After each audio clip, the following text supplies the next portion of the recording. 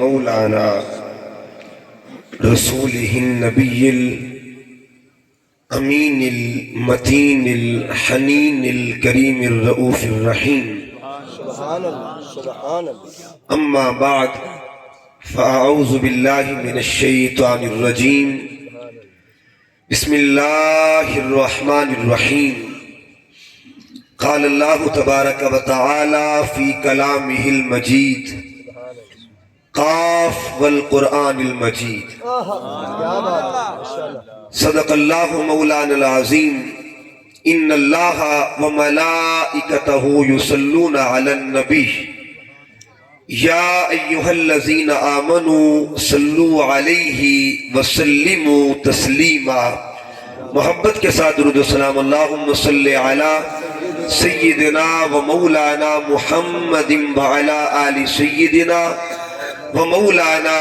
محمد وبارک وسلم علی الصلاة والسلام علیک یا سیدی یا رسول اللہ وعلى آلك وأزواجك وأصحابك وبناتك يا سيدي يا حبيب الله نہایت واجب الاحترام معزز و محتشم علماء کرام وارثان محراب و منبر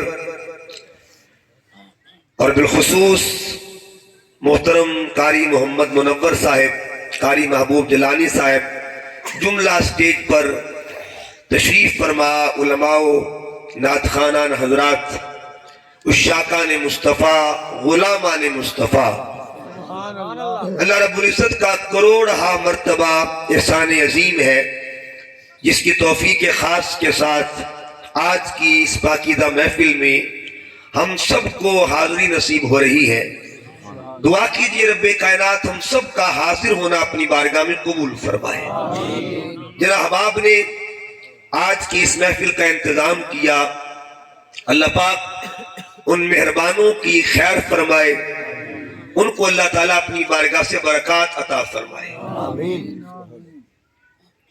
حقیقی اور اصل خطاب تو قبلہ پیر جمال الدین شاہ صاحب کا ہے، میں تو بس حاضری پیش کرنے کے لیے علماء کی جوتیاں سیدھے کرنے والا بندہ ہوں، تو میں بس آپ کی سما خراشی کرنے کے لیے چند لمحے اللہ اور اس کے رسول کی بارگاہ سے خیرات لینے کے لیے حاضر ہوں۔ میں نے آپ کے سامنے جو آیت کریمہ تلاوت کی ہے اس کا تعلق سورہ قاف کے ساتھ ہے۔ لبخمت قاف والقرآن المجید، یہ قاف ہے کیا؟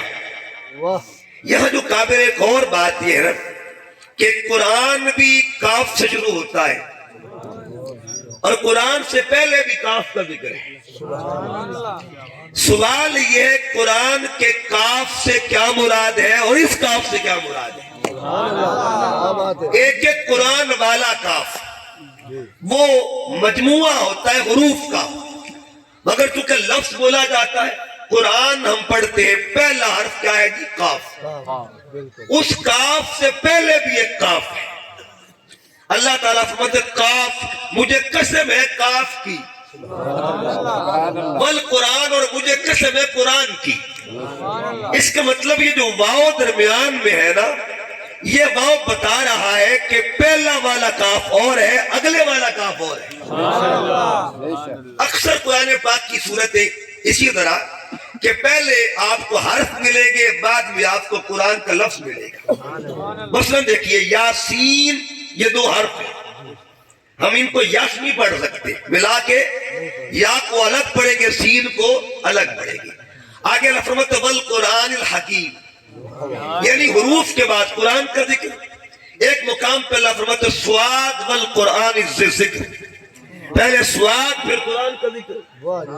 سوال یہ بنتا ہے اللہ تعالیٰ اس مقام پہ کاف سے مراد کیا لے رہا ہے؟ اس کو سمجھنے کے لیے قرآن کو سمجھیے گا۔ قرآن مجید کی تین طرح کی آیات ہیں، تین طرح کی آیات۔ کچھ آیتیں وہ ہیں جن کو آیات محکمات کہتے ہیں، اور محکم آیت وہ ہوتی ہے جس کا ترجمہ بھی ہوتا ہے اور تشریح بھی ہوتی ہے۔ مثلا ایک آیت پڑھنے لگا ہوں میں، اللہ فرماتا ہے اقیم الصلاۃ، نماز قائم کرو۔ اب نماز کا حکم اللہ نے دیا ہے آیت کے اندر، اس کی تشریح 1400 سال سے ہوتی آ رہی ہے۔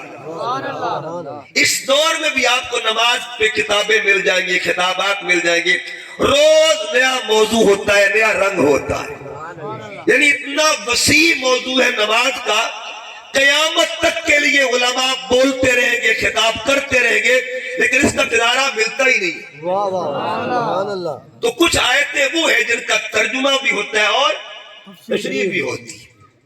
نمبر 2، ایک وہ قرآن کی آیت ہے جس کا ترجمہ تو ہوتا ہے لیکن تشریح نہیں ہو سکتی۔ مثال کے طور پر اللہ فرماتا ہے تبارک الذی بیدہ الملک، برکت والی وہ ذات ہے جس کی ہاتھوں میں بادشاہی ہے۔ اہل علم کہتے ہیں کہ ہاتھ کا ترجمہ تو کر سکتے ہیں لیکن ہاتھ کی تشریح نہیں کر سکتے۔ اللہ کے ہاتھوں کی تشریح کون کرے گا؟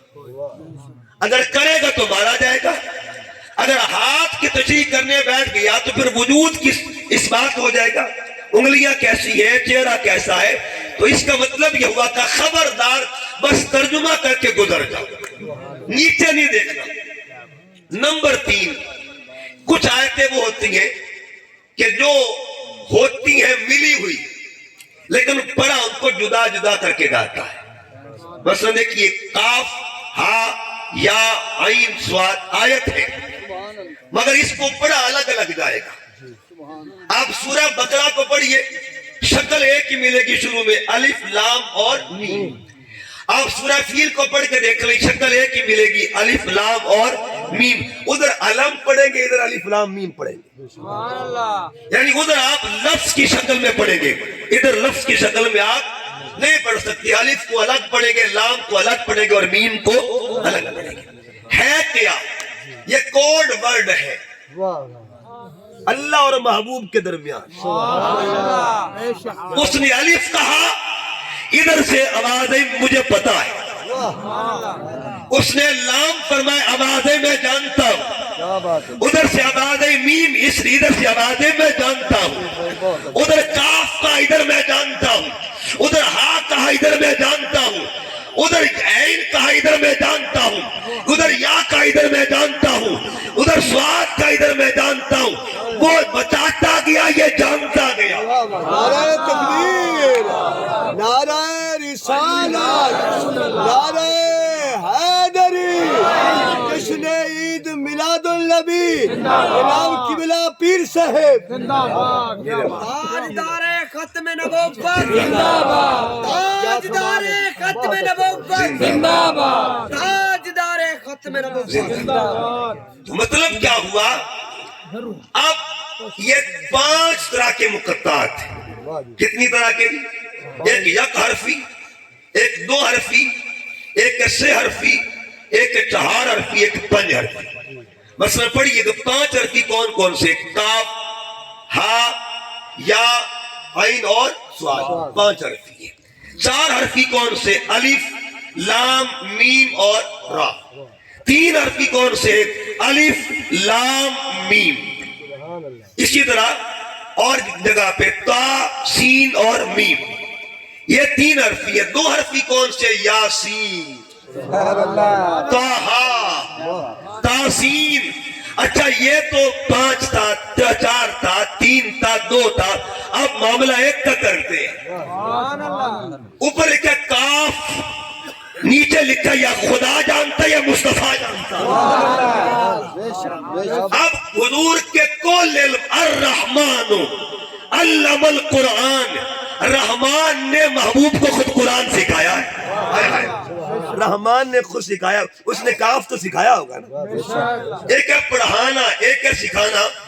ریاض صاحب تشریف فرما ہے، ٹیچر حضرات جانتے ہیں پڑھانا اور ہوتا ہے، سکھانا اور ہوتا ہے۔ ایک کتاب پڑھی جاتی ہے، ایک سیکھی جاتی ہے۔ اب بایو پڑھتے نہیں، بایو سیکھتے، کیمسٹری سیکھتے ہیں، فزکس سیکھتے ہیں، ان کے پریکٹیکلز بھی ہوتے ہیں۔ جس کا پریکٹیکل ساتھ ہو اس کا مطلب سکھایا بھی جاتا ہے۔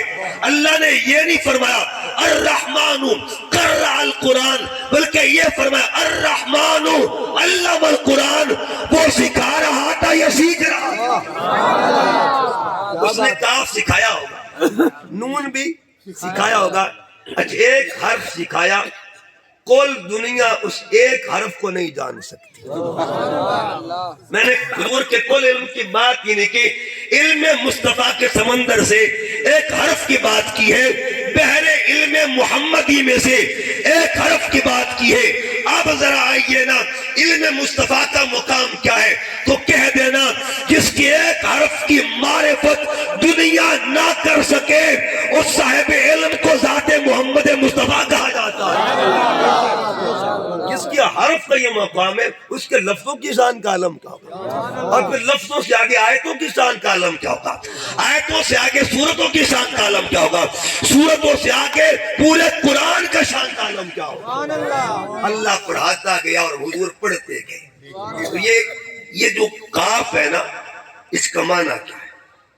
اہل محبت کہتے ہیں حقیقی معنی اللہ اور اس کا رسول جانتے ہیں، لیکن کچھ اشارے میں میاں صاحب فرماتے شدہ مدہ زیرہ زبراں شان تری بچ آئیاں عامہ لوکاں خبر نکائی خاصاں رمضاں پائیاں۔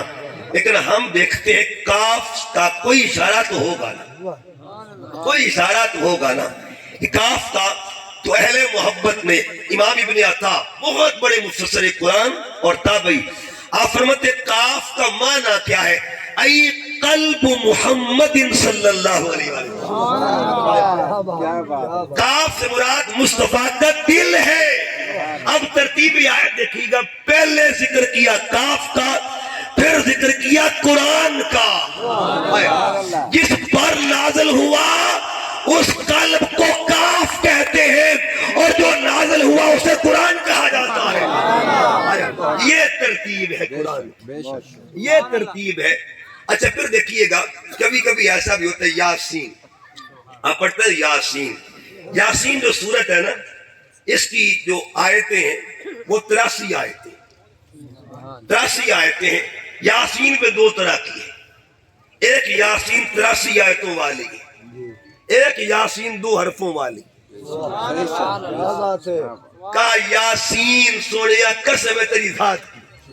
اچھا یاسین سے مراد، آپ پوچھیں گے یاسین سے آپ نے حضور کا نام کیسے نکال لیا؟ میں نے نہیں نکالا، آپ کل قرآن کو اٹھائیے گا اور قرآن پاک میں جدھر حضور کے نام لکھے نا، اسمائے گرامی سرکار کے صفاتی نام، ادھر آپ دیکھیے گا محمد احمد حامد محمود قاسم عاقب فاتح شاہد حاشر رشید مشہود بشیر نذیر دائر شاف مہد ماہر منجن ناہر۔ آگے پڑھتے جائیے گا، ایک جگہ پہ ملے گا یاسین، اوپر لکھا ہوا یاسین، نیچے لکھا ہوا صلی اللہ علیہ وآلہ وسلم۔ اس کا مطلب یہ ہوا یہ 83 آیتوں والی یاسین اور ہے اور 2 حرفوں والی یاسین اور ہے۔ اچھا کبھی سنیے گا اس یاسین 83 والی آیتوں والی جو یاسین، اس کی شان کیا ہے؟ اچھا پورے سورتوں میں 114 سورتوں میں آپ سارے جانتے ہیں ماشاءاللہ، ایک سورت ایسی بھی ہے جس کے قرآن کا دل کہتے ہیں، قرآن کا دل کہتے ہیں۔ کس کا دل کس کے دل پہ اترا ہوگا؟ کس کا دل کس کے دل پہ اترا ہوگا؟ جس کا دل اترا ہے اسے قرآن کہتے ہیں، اور جس کے دل پر اترا ہے اسے ذات محمد مصطفیٰ کہا جاتا ہے۔ تو 83 آیتوں والی یاسین۔ اب حدیث پاک علماء تشریف فرمائے، یہ 2-3 باتیں عرض کر دوں۔ جو 83 آیتوں والی یاسین ہے نا، اس میں کچھ کمالات اور کامن چیزیں دونوں یاسینوں میں۔ کامن چیزیں کون کون سی ہیں دیکھیے گا۔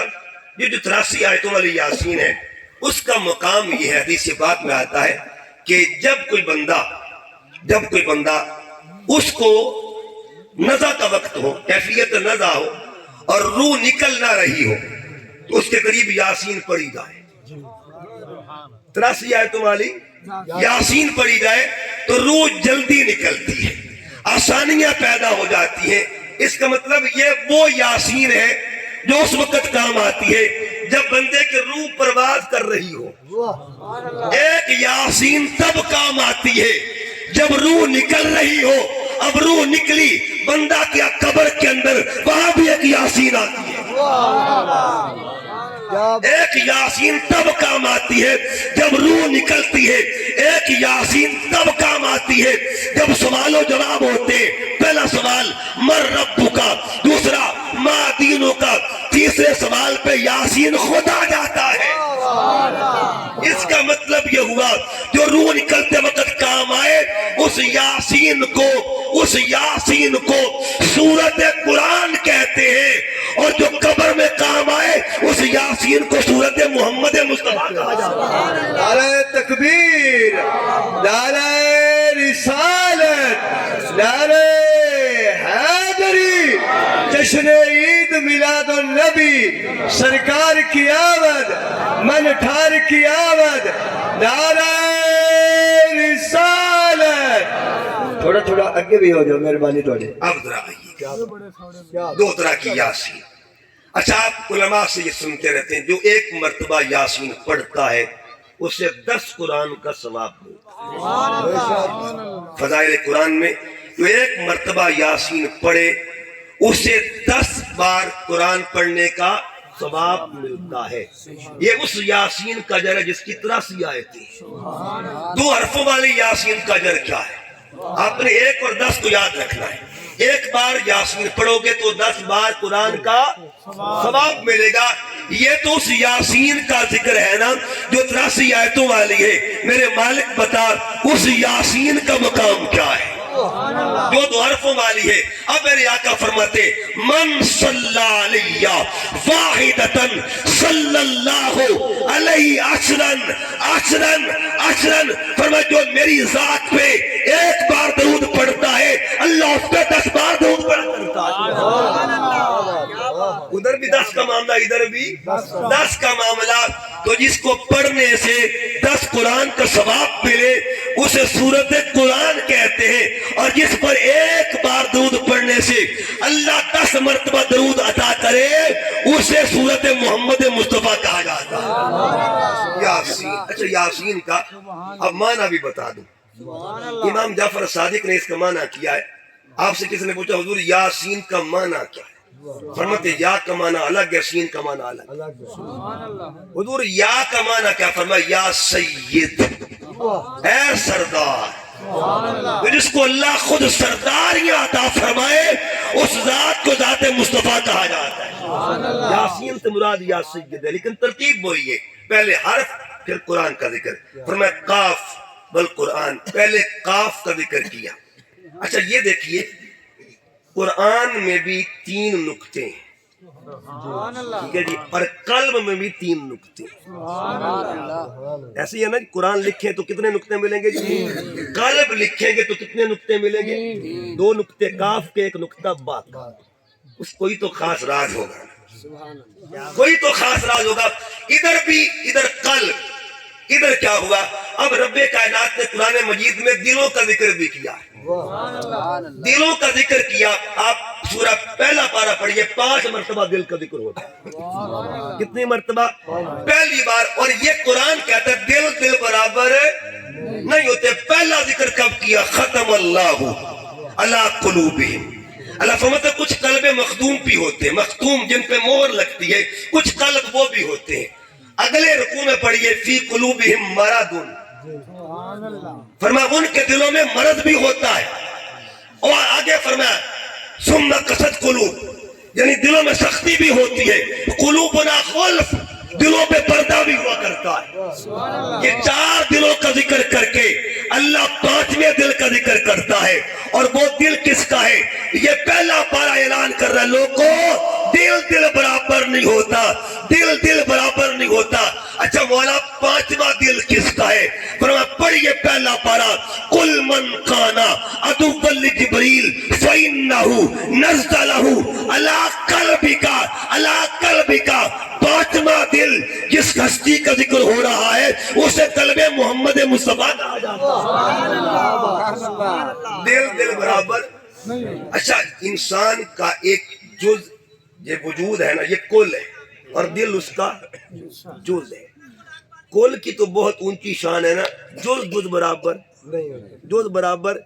اب دیکھیے نا یہ ہاتھ اللہ نے سب کو عطا فرمائے, اللہ سلامت رکھے, سب کے ہاتھوں کو اللہ سلامت رکھے. ہاتھ سب کو اللہ نے دیے ہیں, انگلیاں اس میں بھی 5, انگلیاں اس میں بھی 5, یہ بھی جزو بدن اور یہ بھی جزو بدن ہے, لیکن دونوں برابر نہیں, دونوں ایک ہی بندے کے ہاتھ. اچھا بشر کے ہاتھ برابر نہیں, بشر کے اجزاء برابر ہے. میں بشر کے کل کی بات نہیں کر رہا, میں بشریت کے جز کی بات کر رہا ہوں. بشریت کے اجزاء برابر نہیں ہے. میرے پاک نبی نے فتویٰ دیا الید العلیٰ خیر من الید السفلیٰ. سرکار فرماتے ہیں اس کو ید علیٰ کہتے ہیں, اسے سفلیٰ کہتے ہیں. یہ ہاتھ اعلیٰ ہے, یہ ہاتھ ادنا ہے, یہ ہاتھ افضل ہے, یہ ہاتھ مفضول ہے. اس کا مطلب یہ ہوا جب جد برابر نہیں ہو سکتا تو کل برابر کیسے ہو سکتا؟ پہلے اپنے وجود کے اجزاء کو تو برابر کر کے دکھانا, پھر اگلی بات کرنا. تو قرآن کہتا ہے دل برابر نہیں ہوتے. اچھا قرآن مجید میں دیکھیے اللہ پاک نے اہل ایمان کے دلوں کا ذکر بھی کیا. اور جلدی میں آیتیں پڑھنے لگاؤں. اللہ پاک نے سورہ شعراء میں فرمایا اِلَّا مَنْ أَتَى اللَّهَ بِقَلْبٍ سَلِيمٍ. ایک دل کو قلب سلیم کہا گیا, سلامتی والا دل. ایک مقام پہ فرمایا من خشی الرحمن بالغیب فجاء بقلب منیب. ایک دل کو قلب منیب کہا گیا.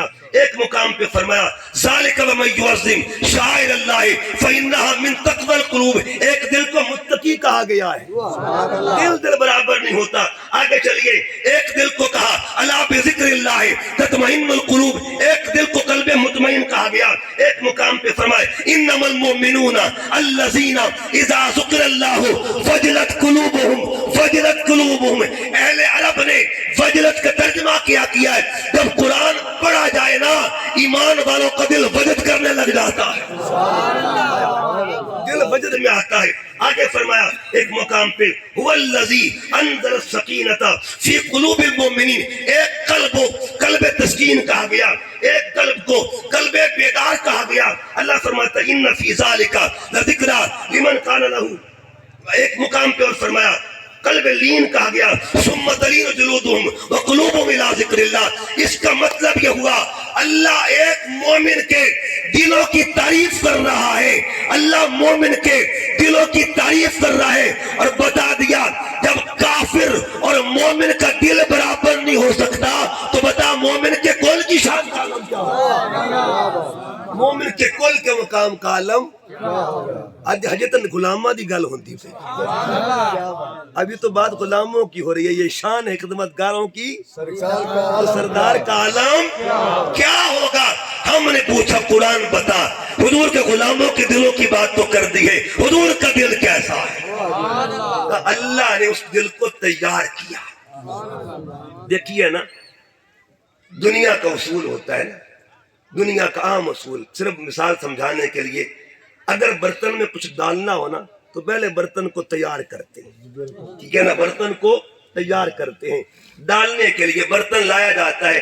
اب ڈالنا تھا قرآن کا نور اور رکھنا تھا قرآن کا نور. اللہ نے چاہا ایسا دل چنا جائے, ایسے دل کا انتخاب کیا جائے جو طاقتور ہو. اچھا قرآن کی طاقت ہے کتنی بڑی ہے. سورہ حشر اللہ فرماتا لو انزلنا هذا القرآن على جبل لرأيته خاشعا متصدعا من خشیت اللہ. پہاڑوں نے ہاتھ جوڑ دیے, میرے مالک طاقت نہیں ہے. حالانکہ وہ پہاڑ کون سے پہاڑ ہے؟ فرمایا بل جبال اوتادا. یہ وہ پہاڑ ہے جس کو اللہ نے نظام زمین کے لیے ایک میخ بنا دیا ہے, کیل بنا دیا ہے. وہ مضبوط تر چیز کہتی ہے ربا سونیا ساڑھے کی ہمت کوئی نہیں. پہاڑوں نے کہا طاقت نہیں ہے, پہاڑوں نے کہا ہمت نہیں ہے. اب رب نے چاہا ایسا دل دیکھا جائے جو مضبوط تر ہو, جو مضبوط تر ہو. اگلے جملے کو ضائع نہیں کرنا, جو کلام لینے والا بھی ہو اور کلام کرنے والا بھی ہو. اتنی اہلیت رکھتا ہو میں کلام اتاروں اس کو بھی لے لے اور مجھ سے کلام کرے. ما کذب الفؤاد وما رأى. پھر کیا ہوا, ادھر کیا ہوا تھا, ایک تجلی آئی تھی اور موسیٰ علیہ السلام کی کیفیت کیا تھی. وخر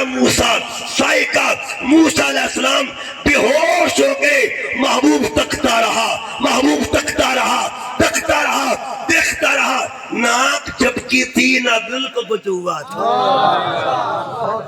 اتنا مضبوط دل, کیا بات اتنا مضبوط دل. اللہ کلام دینے کے لیے بھی اسی قلب کا انتخاب کرتا ہے, اور کلام کرنے کے لیے بھی اسی قلب کا انتخاب کرتا ہے. تو جس قلب کے اندر اتنی طاقتیں ہوں اس قلب کو قلب مصطفیٰ کہا جاتا ہے. کتنی طاقت ہے, طاقت دیکھیے. قرآن مجید کو پڑھیے. اللہ پاک نے یہ جو قلب ہے نا, قلب, یہ جو ہے یہ سردار ہے پورے بدن کا, پورے بدن کا. حضرت سلطان باؤ کیا فرماتے ہیں, دل دریا سمندروں ڈونگے کون دلا دیا جانے ہو. یہاں امام غزالی نے بڑی خوبصورت بات لکھی ہے کہ انسان کے وجود میں جتنے بھی اعضاء ہیں سب اپنا اپنا کام کرتے ہیں. ایک کارخانے کی طرح وجود ہے. کارخانے میں ورکرز ہوتے ہیں, کام کرنے والے. ایک ورکر کا نام آنکھ ہے, ایک ورکر کا نام, بڑے کام میں نہیں. اگر یہ سدھر جائے تو پھر بھی بڑے کام ہے اس کے. قرآن کہتا ہے کہ آنکھ بھی برابر نہیں ہوتی, آنکھ بھی برابر نہیں ہوتی. کسی آنکھ کی اللہ تعریف کرتا ہے, اور تعریف میں کیا فرماتا ہے, ما زاغ البصر وما طغى. آنکھ ہاتھ برابر نہیں ہوتے. یہ بھی ورکر ہے, اس کا بھی کام ہوتا ہے. یہ بھی ورکر ہے, اس کا بھی کام ہے. یہ بھی دو ورکر ہے, ان کے بھی کام ہے. لیکن ہر کارخانے میں ورکرز کو ہدایت مینیجر کرتا ہے. پیچھے مینیجر ہدایت کرتا ہے, ورکر وہی کام کرتا ہے. اب اس پورے وجود میں کارخانے میں مینیجر کون ہے؟ امام غزالی فرماتے ہیں مینیجر کے لیے جس کا انتخاب کیا گیا اسے دل کہا جاتا ہے. دل جو چاہتا ہے آنکھ وہ تکتی ہے, دل جو چاہتا ہے کان وہ سنتا ہے, دل جو چاہتا ہے زبان وہ بولتی ہے, دل جو چاہتا ہے ہاتھ اسی طرف بڑھتے ہیں, دل جو چاہتا ہے قدم اسی طرف اٹھتے ہیں. اللہ کے جو ولی ہوتے ہیں نا وہ آنکھوں کو کنٹرول نہیں کرتے, کان کو کنٹرول نہیں کرتے. ان کا ٹارگٹ نمبردار ہوتا ہے, وجود کا نمبردار ہوتا ہے. ان کو پتا ہے اگر وجود کا نمبردار قابو میں آ گیا آنکھ اپنی بن جائے گی, نمبردار قابو میں آ گیا کان اپنے بن جائیں گے, اگر نمبردار قابو میں آ گیا زبان اپنی بن جائے گی. اس لیے تو سلطان باہو نے کہا دل دریا سمندروں ڈونگے کون دلا دیا جانے ہو, پچھے کھیڑے پچھے بیڑے پچھے بنج مہانے ہو, 14 طبق دلے دی اندر. بہت بڑی بات کر دی سلطان العارفین نے, بڑی بات کر دی ہے. عارفوں کے بادشاہ نے کمال کر دیا کہ 14 طبق دلے اندر تمبو وانگڑ تانے ہو, اوہ دل ہے محرم باہو جڑا رب پچھانے ہو. اچھا اللہ کے ولی بات دلوں کی کرتے. اسی طرح دیکھیے خواجہ غلام فرید کوٹ مٹھن والے وہ کیا کہتے ہیں, کر صاف تو بیڑا دل دا پھر ایک ماہی گھر ملدا. کہتے دل کی صفائی تو کر لے وہ خود تیرے دل میں آ جائے گا, یعنی تجلیات فرمائے گا.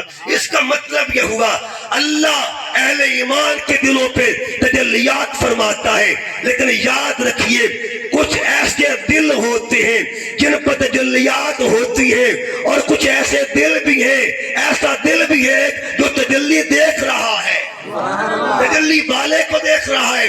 اس قلب کو قلب مصطفیٰ کہا جاتا ہے.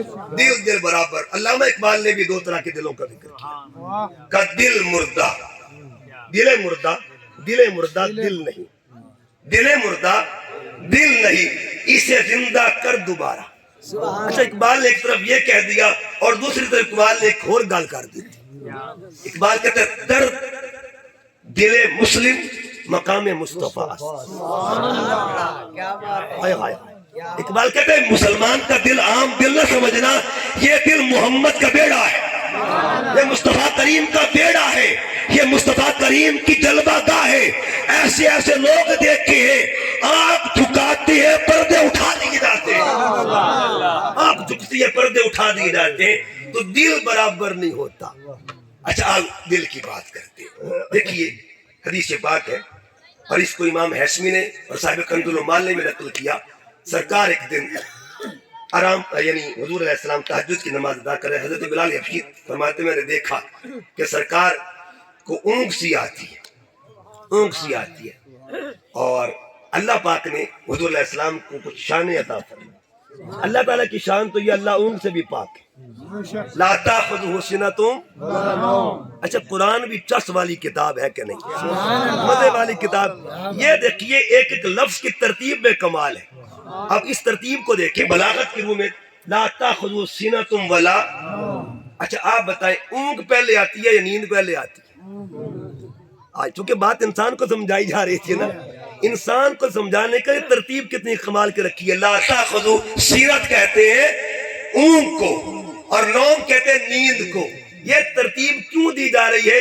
انسانی چونکہ فکر کے اندر یہ چیزیں شامل ہوتی ہیں، انسانی بدن میں چیزیں شامل ہوتی ہیں، تربیت انسان کی ہو رہی ہے، سکھایا انسان کو جا رہا ہے. اس لیے بتایا کہ نہ اسے اونگ آتی ہے نہ اسے نیند آتی ہے. ترتیب آپ والی بیان کی ہے.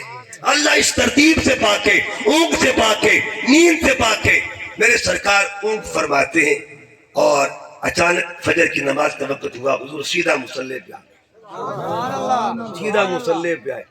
مصلی پہ آئے نا تو کسی نے سوال نہیں کیا سرکار سیدھا مصلی پہ کیوں آئے. تمام اہل ادب تھے، صحابہ کرام کی ذوات مقدسات تھی. عرض کیا جب نماز سے فارغ ہوئے نا حضرت برہ بن عازب کھڑے ہو گئے اٹھ کے. تو آقا اسلام نے فرمایا کہ مجھے پتہ ہے تمہارے دل میں کیا بات ہے، مجھے میں جانتا ہوں دل میں کیا بات ہے، بیٹھ جائیے. عرض کیا آقا گستاخی معاف حضور یہ معاملہ نہیں تھا، بس ایک وضاحت لینا چاہتے ہیں، عرضی پیش کرنا چاہتے ہیں، کہیں رب نے وضو کا حکم بدل تو نہیں دیا؟ ہائے ہائے ہائے. ادب کا پہلو دیکھیے گا، معیار ادب دیکھیے گا. فرمایا نہیں وضو کا حکم وہی ہے، لیکن بتانا یہ چاہتا ہوں کہ میرا سونا اور ہے تمہارا سونا اور ہوا کرتا ہے. میرا سونا کیا ہے؟ آقا فرماتے ہیں سرکار صلی اللہ علیہ وسلم نے فرمایا تنام عینی بلا ینام قلبی. آنکھیں بند رہتی ہیں دل جاگتا رہتا ہے، دل جاگتا رہتا ہے. اور یاد رکھیے جو نبی کی نیند ہوتی ہے نا اس کا بھی کمال ہے. آج جتنے لوگ قربانیاں کرتے ہیں قربانیاں یہ بھی نبی کی نیند کی برکت ہے. ایک اللہ کے پیغمبر کی نیند کی برکت ہے. اسے خواب پہ حکم ملا اے پیارے خلیل اپنا بچہ میری الزام میں ذبح کر پیش کرو قربان کرو. ایک نیند تھی خلیل اللہ کی. اس کا مطلب یہ ہوا اللہ نے نیند میں حکم دیا، خواب پہ حکم دیا. پتہ یہ چلا عام بندے کا سونا اور ہے اور نبیوں کا سونا اور ہوا کرتا ہے.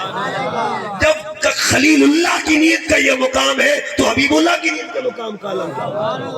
اچھا اب سنیے گا اور بڑی خوبصورت بات ہے، خوبصورت بات. اور وہ خوبصورت بات یہ ہے کہ ہمارا سونا اور سرکار کا سونا اور ہے. بس 4-5 منٹ میرے رہ گئے ہیں، بات ختم کرنا چاہتا ہوں. آقا صلی اللہ علیہ وسلم مصلی پہ آئے تو یہ علماء بیٹھے. یہ نیند ہوتی کیا ہے؟ نیند کیا ہوتی ہے؟ نیند کیا ہوتی ہے؟ نیند آدھی موت ہوتی ہے. النوم نصف الموت. نیند آدھی.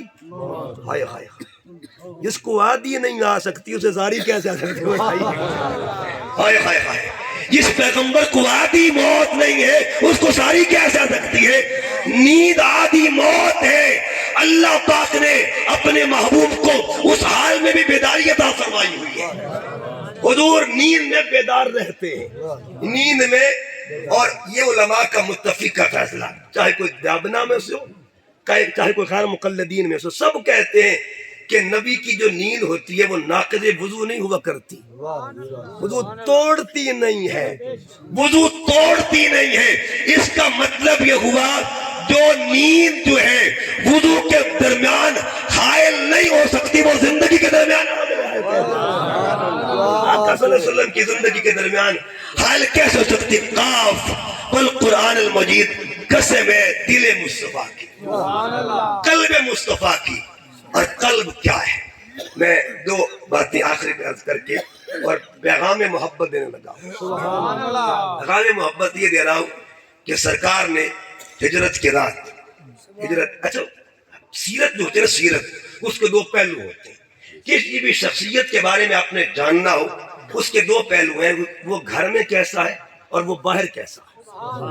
کچھ لوگ وہ ہوتی ہیں جو گھر کی سیرت محفوظ رکھتے ہیں اور کچھ وہ ہوتے ہیں جو باہر کی سیرت محفوظ رکھتے ہیں. بیلیوں میں کیسا ہے یاروں میں کیسا، سجنوں میں وہ کیسا ہے، اور یہ ایک سیرت یہ کہ گھر والوں میں کیسا ہے۔ آپ دیکھیے قیامت تک کے لیے سیرت محمدی کو محفوظ کرنے کے لیے اللہ نے دو سورس بنا دیے ہیں، ایک ذریعے کو آل محمد کہتے ہیں، ایک کو اصحاب محمد کہا جاتا ہے، اور یہ دو ذریعے نہ ہو تو سیرت مکمل ہوتی نہیں، سیرت مکمل نہیں ہوتی۔ اس لیے تو وجہ تھی ہجرت کی رات ایک کو بستر پہ سلا دیا، ایک کو باہر ساتھ لے دیا، کمال نہیں ہو گیا؟ ایک کو گھر سلا دیا، ایک کو ساتھ لے لیا۔ جس کو سلایا گیا اسے مولا علی کہتے ہیں، اور جن کو ساتھ لے جایا گیا انہیں صدیق اکبر کہا جاتا ہے۔ اچھا، آقا صلی اللہ علیہ وسلم حضرت ابوبکر صدیق نے اپنے کندھوں پہ سوار فرمایا، اور کندھوں پہ سوار ہیں۔ آقا علیہ السلام کے جو قدم تھے وہ کہاں جا رہے تھے؟ ان کا زاویہ کیا تھا؟ عرش جس کے قدم چومنے کے لیے بےتاب رہے، عرش جب قریب عرش پہنچے شافعِ روز جزا، تب خیال آیا کرے نالین پاؤں سے جدا، غیب سے آئی ندا کہ یہ ادب ہے آپ کا، تم پہ نالین آؤ، اے پیارے مصطفیٰ ہے یہ چاہت عرش کی، وہ طالب نالین ہے، چوم لینے دو اسے نالین یہ بے چین ہے۔ عرش جن کے قدم چومنے کے لیے بےتاب رہتا ہے، وہ قدم کس کے دل پہ دستک دے رہے تھے؟ دل کس کا تھا؟ قدم کس کے تھے؟ اچھا، قدم قلب، قدم قلب، قدم قلب، قدم بھی کاف سے شروع ہوتا ہے، قلب کی کاف سے، قدم میں بھی حرف 3 ہے اور قلب میں بھی حرف 3 ہے۔ جس کا قلب تھا اسے صدیق اکبر کہتے ہیں، اور جس کے قدم تھے اسے رسول اکبر کہا جاتا ہے۔ اچھا، پھر دیکھیں ایک مثال اور، میرے کریم آقا صلی اللہ علیہ وسلم اپنے گھر میں، ٹھیک ہے جی، اپنے یہ باہر والی بات سن لی، ایک اندر والی بات بھی سن لی۔ ایک شہزادہ ہے، اس نے حضور کی انگلیاں پکڑی ہیں، انگلیاں پکڑی ہیں۔ آقا علیہ السلام فرماتے اور آ گیا، اور آگے حضور آرام فرماتے، لیٹے ہوئے تھے، وہ قدم پہ آتا ہے، قدم سے آگے بڑھتا گیا، بڑھتا گیا، بڑھتا گیا، بطن تک آ گیا، پھر سینے تک آ گیا۔ ہائے ہائے، وہ کون سفر کر رہا ہے؟ وہ کون سفر؟ امام نسائی فرماتے وہ کون سفر کر رہا تھے؟ انگلی پکڑا کے یہ سفر کس کو کروایا جائے؟ وہ بھی سفر تھا، یہ بھی سفر تھا، وہ بھی سفر تھا۔ اب کا قلب مصطفیٰ کا ہے، کھیلنے والے کو حسین کہا جاتا ہے۔ حضور کے قلب پہ جو کھیلے اسے حسین یا امام حسن کہا جاتا ہے۔ اس کا مطلب یہ ہوا یہ وہ نسبتیں ہیں آقا صلی اللہ علیہ وسلم کے دل کے ساتھ جو جوڑی ہوئی ہیں، حضور کے دل کے ساتھ جو جوڑی ہیں۔ آج آپ ان نسبتوں سے پیار کریں گے، میرا ایمان کہتا ہے قلب مصطفیٰ راضی ہو جائے، ان تمام نسبتوں سے محبت کریں گے، حضور کا دل راضی ہو جائے گا۔ اگر قلب رسول راضی ہو گیا پھر اللہ بھی راضی ہو جائے گا۔ خدا کی رضا چاہتے ہیں دو عالم، خدا چاہتا ہے رضائے محمد۔ چونکہ نعت خوان حضرات بھی تشریف فرما ہے اور قبلہ شاہ صاحب بھی آنے والے ہیں، اللہ پاک میری اور آپ سب کی حاضری قبول فرمائے۔